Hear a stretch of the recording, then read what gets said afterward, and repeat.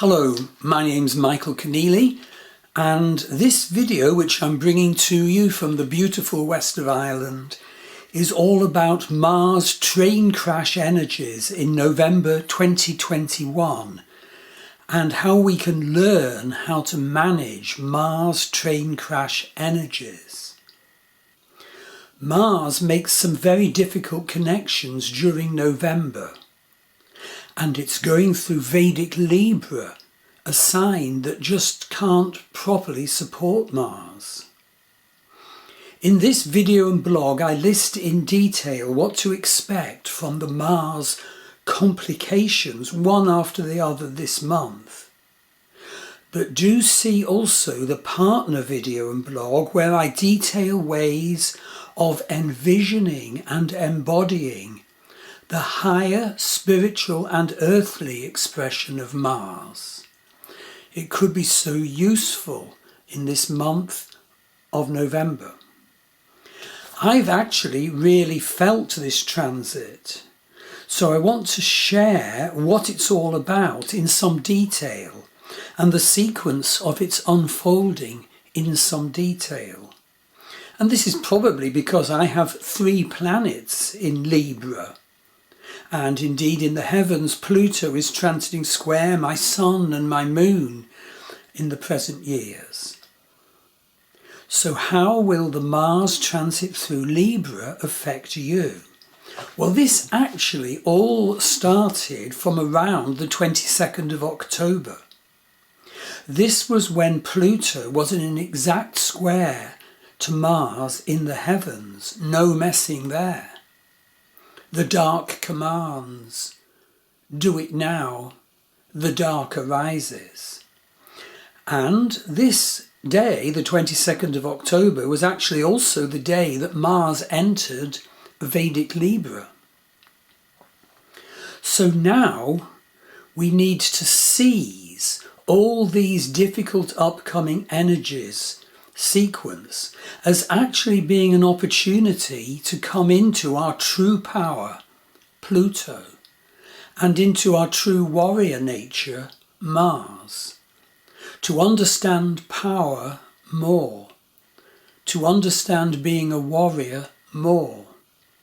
We need to find ways to achieve this.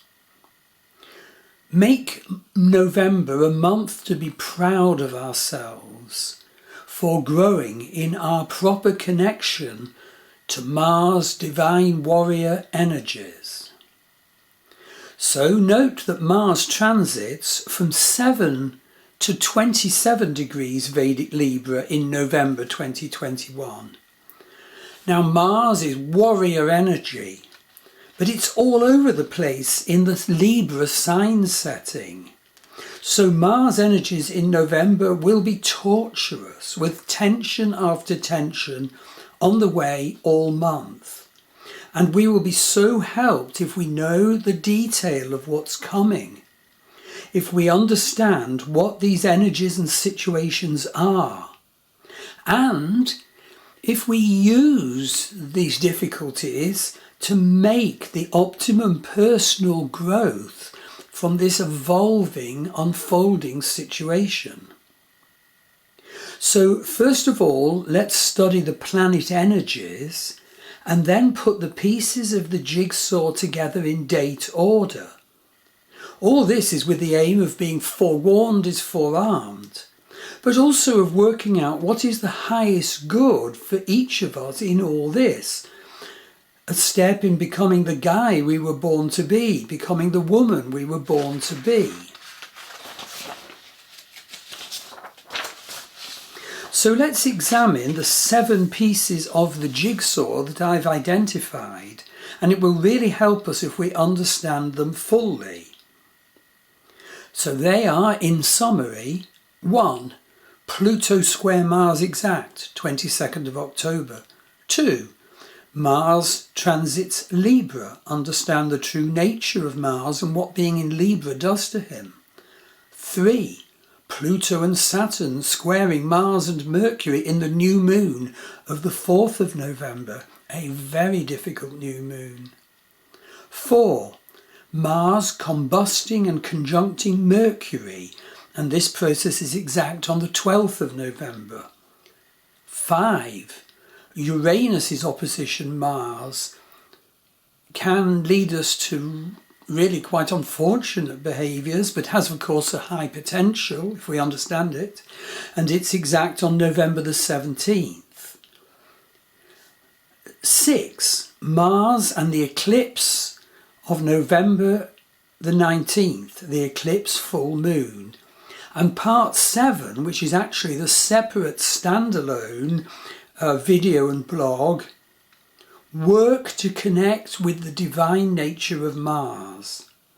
It's so especially important now to learn what is the divine nature of Mars, and to learn how we actually usually access the true nature of the planet Mars through filters such as sign, house and aspect that Mars is placed in our chart, which isn't the divine nature of Mars. It's the earthly facet and manifestation of the divine nature of Mars that we incarnated to learn to grow with in this life. And you need to look at how this is expressed in your Vedic astrology chart, which is orientated to your destiny and your incarnational life purpose and should use the sidereal zodiac. But also in Western psychodynamic astrology, which is orientated instead into your egoic or psychological self and the unfoldment of that through your life, and which properly uses the tropical zodiac. So okay, now let's look in detail at the pieces of this crucial jigsaw in date order. Jigsaw piece 1, Pluto square Mars exact on the 22nd of October. Mars was at naught Vedic Libra on this day in Chitra Nakshatra, the power animal for which is the female tiger, and you shouldn't upset female tigers. And it's ruled by Mars, is Chitra. Pluto was square Mars at 0 degree Capricorn. Now basically, Mars energy includes action and anger. Basically, Pluto is our power. Now this can be our wrongful power or our rightful power. But do crucially note that it also includes our buried power issues. And they may be positive or negative, and they're often buried in our unconscious, in our shadow. Cases of either wrong power used over us or our rightful power denied by our family, denied by our societal circumstances, which didn't allow us to express our full power, our proper power. And I feel that this Mars-Pluto square really activated the full force of that planet combination in our lives and from our past, including buried Pluto and Mars, buried power and anger issues. And just because they're buried don't mean they don't manifest. It's just that we may not be aware of them. We may be sort of wondering, well, why did I do this? Why did I do that? We're being driven from the shadow and the unconscious. And we've got to realise also that this Pluto square Mars energy is really activated because it's in the inappropriate, in a way, sign energies of Libra. So let's look at Mars-Pluto combination. The basic principle of Mars-Pluto is superhuman power, force, brutality, the ability to demonstrate extraordinary force and vigour, great self-confidence, obsession, working without break, great ambition, the attainment of one's own objectives by means of ruthlessness to others, brutality, cruelty. It can be the person who wants to use force or compulsion at every occasion. Mars-Pluto. It can manifest as the attainment of success through excessive effort, the tendency to proceed in a brutal manner, the misfortune of suffering violent assaults and injuries. Or this is the person who has suffered in the past in their life from having any or all of those that I've just listed imposed upon them. They needn't be the one doing it, they could be the one suffering it. Are you one of the people who felt something of this energy complex arising in your consciousness, in your behaviour, in your way of relating, and from your dreams, from, let's say, the middle of October? And if so, how have you been handling it, and how will you handle it in the month to come? Okay, let's grab hold of the second piece of the jigsaw, Mars in Libra. Now, first of all, we have to consider how the planet Mars finds himself when he's placed in the sign of Vedic Libra. Okay, well, who is Mars? Well, Mars is very out of place in Libra. This is because the divine nature of Mars is to be our own internal, right and true crucial warrior. Mars energy is passionate and vital. Mars is the planet of power, strength and courage. Properly expressed, Mars will give you your needed energy. Properly expressed, Mars will give you will and self-confidence to independently carry out your proper tasks in this life. Properly expressed, Mars will help you achieve the right things to express your destiny in this incarnation. We are all of us here to accomplish certain tasks in this life, to burn our negative karmas from past life, to maximize the special talents we came in with in this life that can be grown. With a weak Mars, we may fail to make the needed achievement, which is the imperative of this incarnation. So what is Libra's nature? Well, Libra is nice guy. Libra is people-pleasing. Libras seek balance. The sun is most deeply fallen in Libra. It's one of the wonders of Vedic astrology that it includes these quantification abilities and graphs where you can actually see how strong or weak each of your planets are and how they treat each other. Librans want to fit in with the other. Now, positively, us Librans are reassuring and comforting. We're friendly and adaptable. We're flexible. Could be anything with anybody. The good diplomat. But negatively, of course, that can shift into sneaking away from conflict, even sneaking away from needed conflict, and being too adjusting and just being ineffectual. So how on earth can Mars properly cope with this Libra setting? How on earth can warrior Mars manifest his divine true nature in this Libra setting? How on earth can warrior Mars achieve the strategies he needs to achieve now in this life, the responsibilities he has to achieve in this life? Well, what will happen for many as Mars transits Libra is that we'll feel torn and vacillating and on edge. We might swing between angry assertion and snapping out our orders, and then swing to balance up. Peace and love, man. We'll really feel tense about having to fit in with other people's personalities and orders, yet also needing to stick up for ourselves and accomplish. We're here to learn to connect with the divine nature of each of the planets. It's our life task. It is for everybody. And because the planets are actually faces of the ultimate divine, they're refractions of the ultimate divine that us humans need to be able to sense, reach out to, grasp and grow to full awareness of.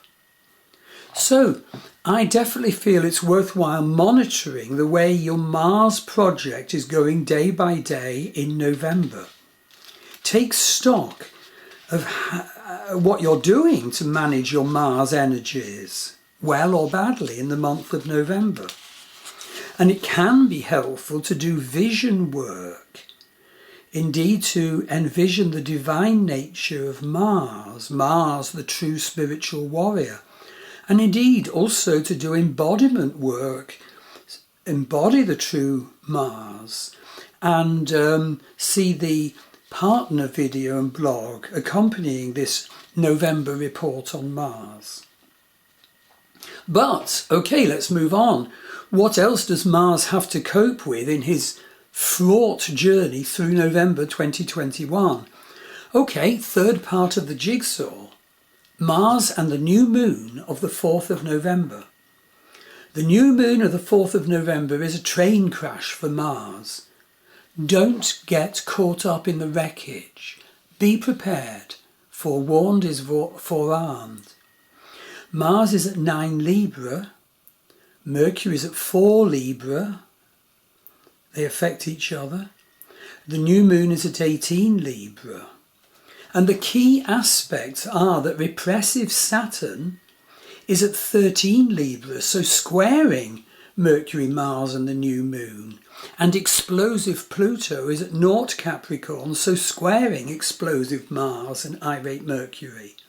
And remember, it was only on the 22nd of October that Pluto was an exact square to Mars. No messing there. The dark commands do it now. So the Mars-Pluto combination is superhuman force and brutality at its worst. And we may want to use that force or compulsion on others, or we may be denying it and stuffing it down in ourselves. All this will come out at this time. Now, revolutionary Uranus is in exact opposition to this new moon on the 18th of, at 18 Aries. That's where Uranus is. So, Uranus is transmitting the storm the Bastille call to Mars and Mercury. Be prepared, hear this. Now, the Mars-Uranus combination is the sudden application of effort. Mars-Uranus is extraordinary amount of energy suddenly made available. Mars-Uranus is urge for freedom, unyieldingness, quick determination, courage, argument, contradictoriness, self-willed obstinacy, lack of balance, etc., etc. Now, obviously, this does not fit in so easily with nice, eager to please, balancing up Libra personality. That will cause a lot of tension, having to experience and handle Uranus opposite Mars, where Mars is in Libra. And of course, other signs are caught up in the mayhem too. Capricorn, Aries and Cancer, for example. We all are. So worthwhile hearing this. So let's move on to jigsaw piece 4. Mars is conjuncting and combusting Mercury. Now, Mars starts November at 7 Libra. Mercury starts November at 29 Virgo. But Mercury soon overtakes Mars. They're actually together at 12 degrees Libra on the 12th of November. So Mercury is combusted and will all be affected by the fraught, combative, fighting potential of our Mercury at this time. We'll all feel the urge to totally shout our mouth off. And we'll be quite frustrated because of the urge also to manage the Libra charming diplomat. How do you combine those? You get pretty fraught. So we could try and aim for the highest Mars-Mercury combination, which is power of thought, the realization of thoughts and plans, the power of resolution and determination, love of ideally proper discussion.